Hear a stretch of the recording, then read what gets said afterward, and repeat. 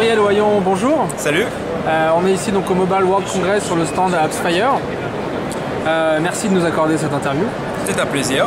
Quelle est l'actualité d'AppsFire et en préalable, est-ce que tu peux nous rappeler le concept et la société un petit peu? Oui, donc AppsFire c'est un peu le Google des applications. On aide les utilisateurs à trouver leur prochaine app favorite, préférée. On a créé un guide personnalisé où les utilisateurs pour trouver très rapidement une bonne application à télécharger. Et notre métier c'est de travailler avec les développeurs pour les aider à promouvoir leur application dans l'App Store. Donc AppsFire c'est pratiquement 10 millions de téléchargements. Une application qui est dans le top des rankings de beaucoup de pays. Là, en ce moment, on est très bien classé en Espagne et en Italie.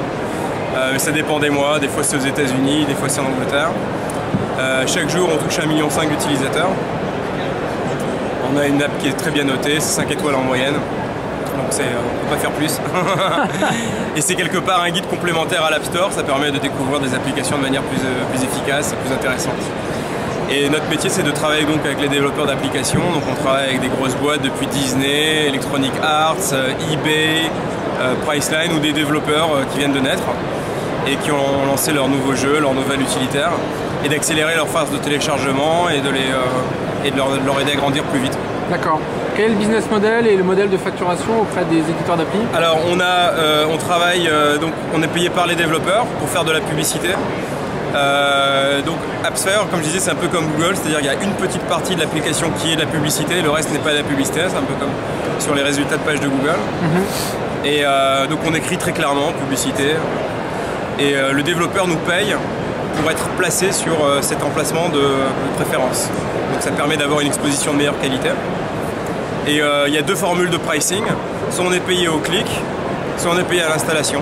Ça dépend de l'historique de l'application, de son profil, de son potentiel, de sa catégorie, du secteur compétitif, etc. Donc on regarde pas mal de la taille de la boîte, etc. D'accord. Et donc on est une régie publicitaire, comme beaucoup de réseaux d'ad networks. Et notre métier c'est d'être plus performant. Mais pour le coup, le format n'est pas en bannière publicitaire, hein. C'est de la mise en avant éditoriale sponsorisée. Voilà, pas du tout d'éditorial, on fait pas d'éditorial. En revanche, c'est de la mise en avant. D'accord. L'entreprise a été tout de suite internationale, il me semble, et le siège social est basé où? Paris, donc c'est une boîte française avec une antenne à Tel Aviv. Cette année, on ouvrira un bureau aux États-Unis.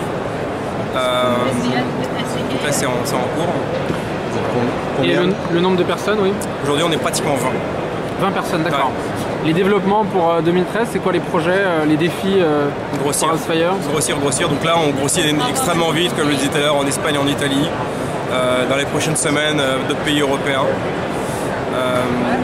Donc ça, c'est le premier point. Le deuxième plan, c'est le réseau AppsFire. Donc on a créé depuis 1 an, à côté de l'application AppsFire, un réseau publicitaire qui est composé d'applications très premium, très connues dans leur territoire, dans lequel on promeut des applications également.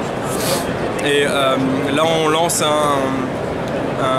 une ad unit, un format publicitaire natif aux applications qui n'est pas une bannière, parce que les bannières ça ne fonctionne pas, on clique dessus par erreur, et que les développeurs pourront placer dans leur application.